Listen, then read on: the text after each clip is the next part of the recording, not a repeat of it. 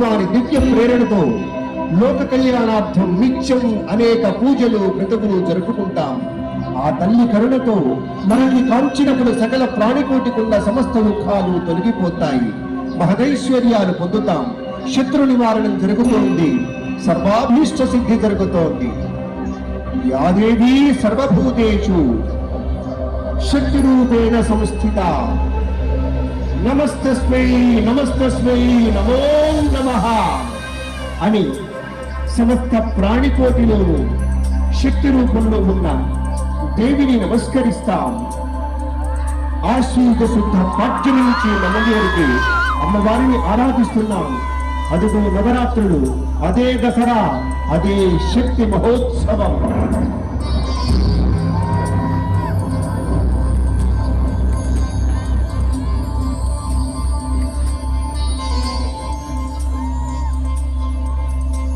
వేద ధర్మహితమైన జ్ఞానబుద్ధి చేత తనను ప్రార్థించిన వారి దుర్గత ప్రత్యక్షమై అభయమిచ్చి ఆదుకుంటారని అమ్మవారు చెప్తారు. త్రేతాయుగంలో శ్రీరామచంద్రుడి వంటి మహాపరాక్రమవంతుడు సాక్షాత్తు విష్ణుమూర్తి అవతారం అయినా కూడా ఒకానొక సందర్భంలో రావణాసురుడి బల పరాక్రమాలను స్వయంగా చూసిన తర్వాత అతని శక్తి ముందు నిలవలేక సంకట స్థితిలో పడతాడు. మార్గాన్వేషి జ్ఞానముద్రలోకి వెళ్ళాడు సకల గుణాభిరాముడు శ్రీరామచంద్రమూర్తి.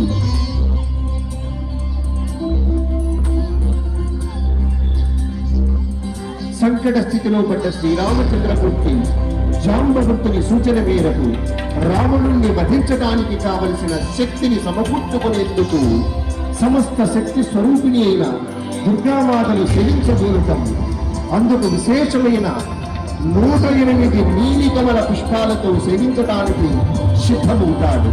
తదేక ధ్యానంతో పూజ చేస్తూ ఉంటాడు. అలా చేస్తూ ఉండగా అష్టోత్తర శత నీల కమలాలలో ఒక పుష్పం తగ్గుతుంది. ఇలా ఎలా జరిగింది? నేను పరాకుగా వ్యవహరించానా లేక పరదేవత లీలనా అని ఆశ్చర్యపోతాడు రామయ్య తండ్రి.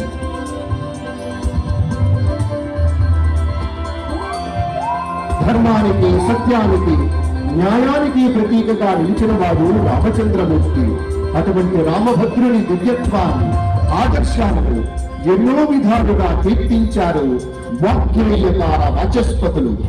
అయితే అంతటి రాముడు దుర్గామాత పూజలో ఒక పువ్వు తగ్గటం వల్ల పాలుపోని స్థితిలో ఉన్నప్పుడు తన తల్లి కౌసల్యమాత ముద్దుగా తనను రాజీవనగిరా అని పిలవడం వ్యక్తికి వచ్చి తన కంటిని అమ్మ దుర్గాభవానికి పుష్పంగా అర్చించాలని భావన చేస్తాడు రామయ్య తండ్రి.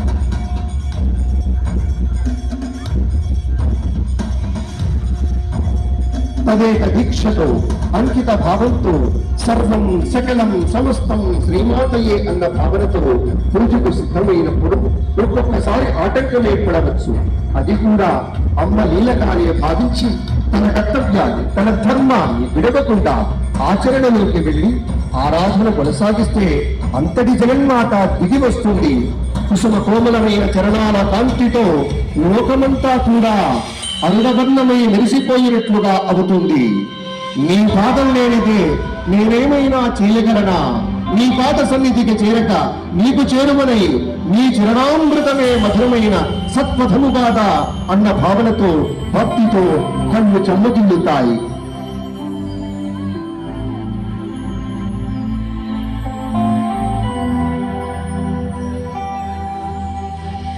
తన భక్తులను విశేషంగా ఆశీర్వదించే దేవత మన దుర్గమ్మ తల్లి.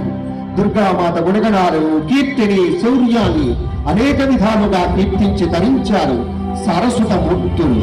సాక్షాత్తు అమ్మ రక్షకురాలు, జగతిని ఆలించి పాలించే తల్లి, దయామయి, సమస్త దుర్మార్గాలకు విధ్వంసకారిణిగా ఉండే తల్లి తన భక్తుల పాలిట మాత్రం కరుణతో కూడిన వాత్సల్యాన్ని కురిపిస్తుంది. అజేయమైన శక్తుల్ని కానుకగా ప్రసాదిస్తుంది. అదిగో శ్రీరామచంద్రమూర్తికి దుర్గామాత అత్యంత శక్తివంతమైన ధనుస్సును బహుకరించి విజయోస్తు అని దీవించింది. నిజానికి రాముని ధనుస్సు కోదండం, దుర్గమ్మ బహుకరించింది విజయ ధనుస్సు. ఆ విజయ ధనుస్సును ధరించి తన యోధతనాన్ని ధర్మాన్ని ధైర్యాన్ని ఓడించగల సామర్థ్యం ఉన్నటువంటి ఆయుధం అది.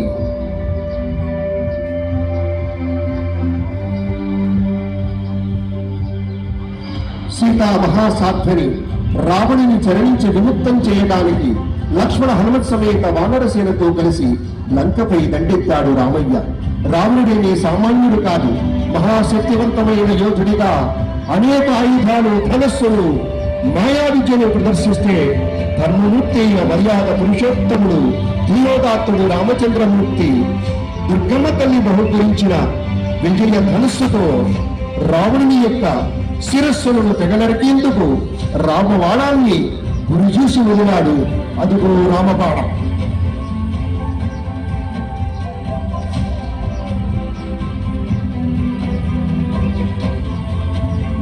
రామబాణం మహాశక్తివంతమైంది.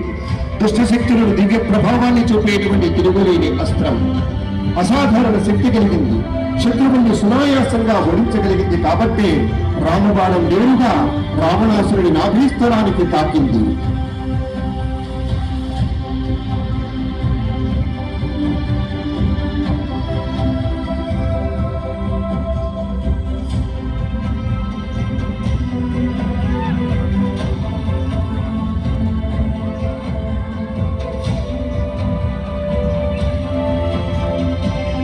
రావణాసురుడి యొక్క నాభీస్థలాన్ని తాకుతున్నటువంటి బాణములుగో రామబాణం రావణుడి అహంకారాన్ని, దుర్మార్గాన్ని అణిచివేసింది. రామబాణం అంటే అది దుర్మార్గాలపై చివరి తూట.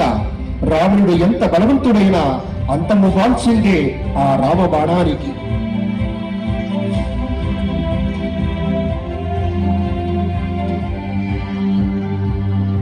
దుర్గామాత ఆశీస్సులతో రాముడు విజయరాముడయ్యాడు. రావణాసురుడు అచేతుడయ్యాడు.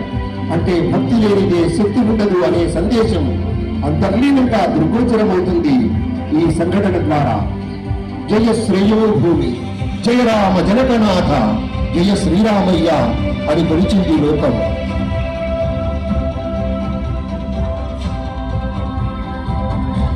యాదేవి ఖడ్గహస్త సకల జనపద వ్యాపిని విశ్వదుర్గా శ్యామాంగి శుక్రపాశ ద్విజ కనగుణిత బ్రహ్మ దేహార్థవాసాలి అమ్మను కీర్తిస్తాం. అమ్మ దయ కావాలంటే పెద్ద పెద్ద శ్లోకాలు, స్తోత్రాలు రానక్కరలేదు. భక్తి ప్రధానం, ఆరాధన ముఖ్యం, అంకిత భావం ముఖ్యం, తదేక ధ్యానం ముఖ్యం.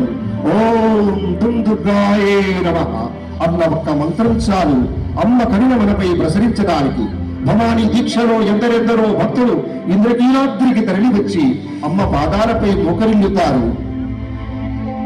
శక్తి విజయోత్సవంలో మనం చూస్తున్నటువంటి ఈ యొక్క విశేషం అదుగో జై దుర్గామాత, జై దుర్గామాత, జై దుర్గామాత అనేటువంటి అక్షరాలే శాశ్వతమవుతున్నాయి. ఆకాశమంతా విశేషమైనటువంటి స్థాయిలో ఆ తల్లి ఒక్క స్థితితోటి సాగిపోతుందా అన్నట్టుగా జై దుర్గా శక్తి అనేటువంటి రీతిలో శక్తి సమృద్ధమైనటువంటి విశేషమైనటువంటి స్థాయిలో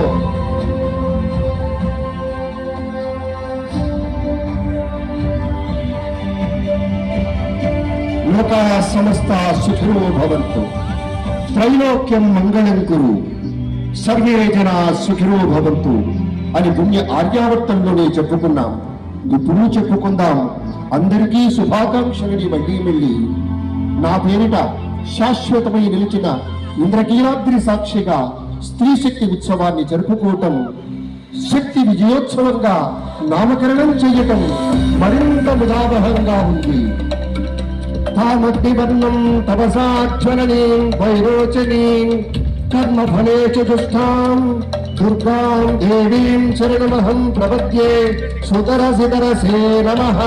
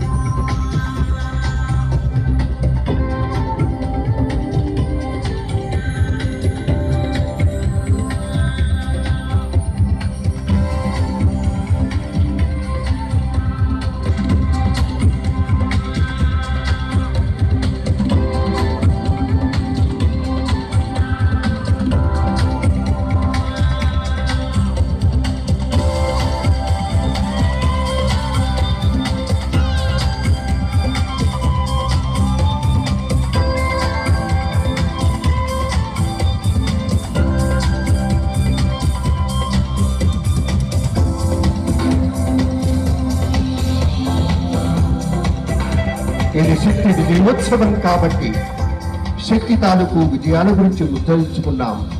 దీని యొక్క ఉద్దేశ్యం సమాజంలో మన చుట్టూ ఉన్న అక్క, చెల్లి, తల్లి, భార్య, పిన్ని, అవ్వ, కూతురు వీళ్ళంతా శక్తి స్వరూపాలే అని భావన చెయ్యాలి. అమ్మకు ప్రతిరూపాలే అన్న భావనతో గౌరవించాలి. మర్యాద